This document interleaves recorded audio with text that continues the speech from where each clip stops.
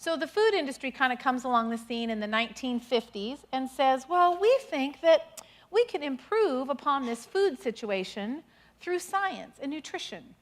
And the slogan at that time was, better health, better nutrition through science. So we basically said, science, the study of science, nutritional science, is smarter than the food. That's what happened. So the science was going to be smarter than the food. So they started saying, well, we think that we should be able to create a grain or some other kind. They used grains because they were readily available at the turn of the middle of the century after the Industrial Revolution.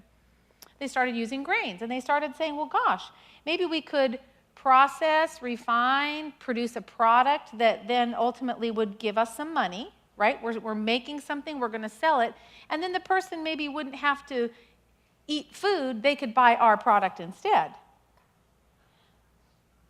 If you were a business person, is that a pretty good business model? I'm thinking, make something that everybody needs so that they don't have to do what they used to be doing, they buy your stuff instead.